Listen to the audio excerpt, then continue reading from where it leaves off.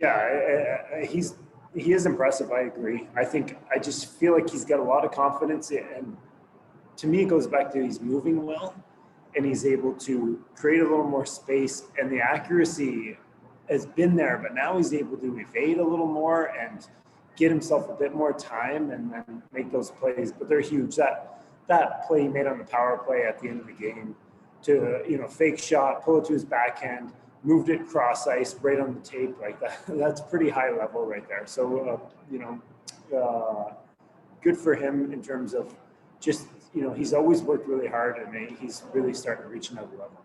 Yeah, it's been unreal play, and the beneficiary of a lot of his passes has been Adam Ruzicka, who now has 7 goals in his last 4 games. And what enables Ruzicka to be able to get into those positions to capitalize on those passes? Sorry, what enables him? Sorry, I couldn't hear. To be able to get into the spots to capitalize on those passes. I think that Adam's number one, he's pretty good at maintaining possession initially and creating with his big frame. So he starts a lot of these offensive plays and gets them to where they need to get to. And then he's, on top of that, instinctually, he's very intelligent that way. Like he's an offensive guy who's good in terms of timing and space. So I think that there's a lot of hockey sense with Adam that goes along with the size and skill combination. And as you're seeing, Adam he's playing well lately, and he's got to keep applying himself and keep pushing the level that he can reach, because we keep seeing good things from him, and you want to make sure that he keeps pushing the envelope here. So he's done well with that. Do you think that Adam's consistency level and just consistent engagement has taken a step forward this year? Sorry, I couldn't hear that, Mike. Sorry. My question was, do you think Adam's consistency level and his consistent engagement has taken a step forward this year? Yep, I do. It's a good question, and it's a topic that's come up with Adam. And I guess what I'm getting at is I think we see a lot in him, and we're constantly looking for more. And he's been very instrumental in these string of wins that we've had. But at the same time, while that's grown and I think it's taken a good step, we want to see it keep taking another step and keep going, because he's dominant. He's a really dominant guy, and we want to keep seeing him be dominant and raise the level every shift. Thanks, Cail. Thank you. We'll head over to Darren. Darren, you still there? Yeah, barking dogs all of a sudden. So I was trying to calm that down. So Cail, I'm really starting to run low on Matthew Phillips' questions. So let me ask you this.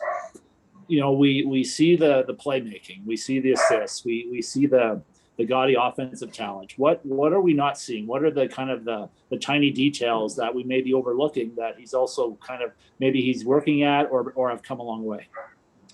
I think it's one element is just the leadership quality that you don't really see in terms of what's going on the bench, what's going on in the dressing room, how he carries himself and treats people is high level. And I think that's where he's contributing to. So he's making the plays on the ice.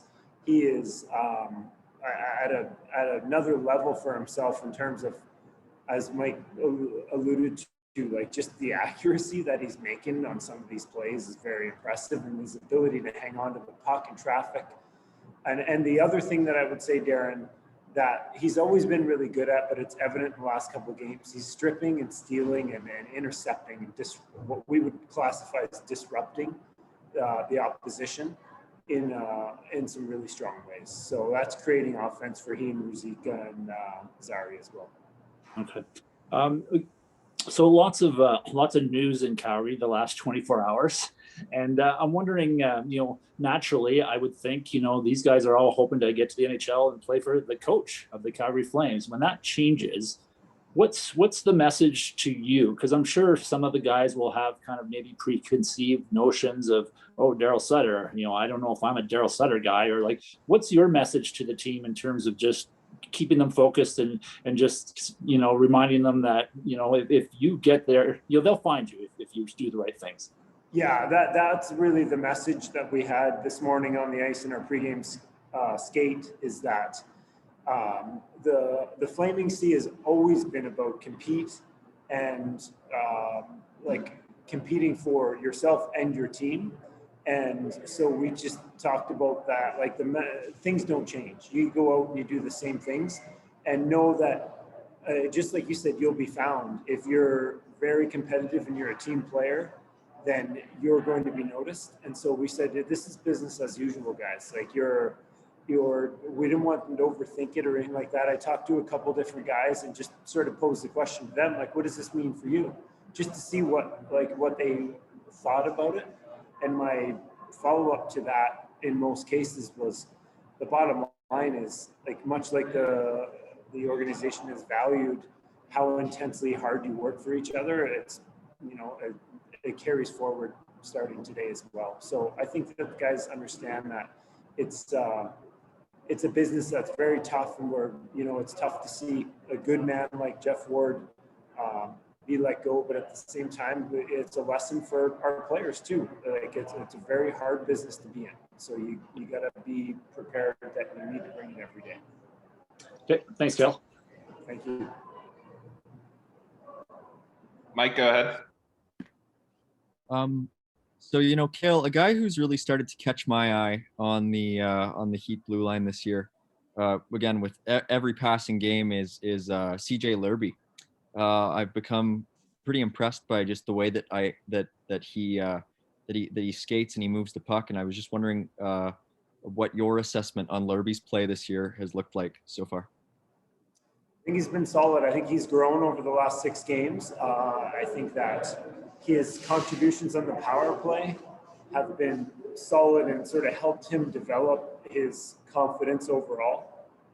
What I like about CJ is that he's shown from game 1 to game 6 where we are now, he's shown both coachability and awareness in terms of how he's managed the defensive side of the game, how he's managed, protecting the middle of the ice, adjusting to a North American style that is a little different in different ways. And so I think he's grown through the offense of the power play, and he's also sort of learned a little bit about our style and how he wants to defend. So I think he's had himself a good couple of weeks here where he's growing, and as you say, you're noticing him, he's making strong plays, and he has that ability to escape with the puck, make good decisions, and make good plays exiting the zone. So that's obviously a huge bonus for today's defenseman.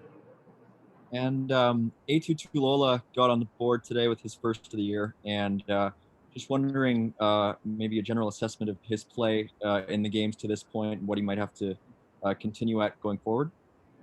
Well, it was awesome to see him get on the board, going to exactly where he needs to go to in order to be an effective player at his size and strength and sort of his mold is, being around the net, being physical, being strong on the puck, moving his feet with it, and playing that sort of that game that will put opposing defensemen on their heels. So the thing that we talk with E2 about is how he's managing to get his body involved in that game.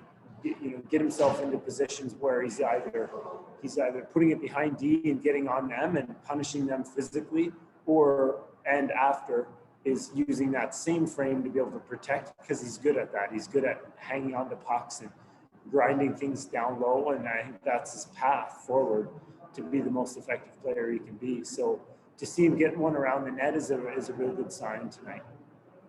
And just the last one from me, quick turnaround here, another rematch tomorrow, and I was just wondering any indication on whether Levine might get his first AHL start tomorrow? We haven't talked about it. I'm definitely very happy with Sparks tonight. I thought he did a great job. Was disappointed in the goal against, in that we hung ourselves out to dry with some puck decisions over the course of about a minute and a half, a couple different sets of forwards and D. But if Sparks, he deserved to have a goose egg on the board there. Unfortunately, put him in a tough position. And then he made some excellent saves in the third period. So good on him. Thank you.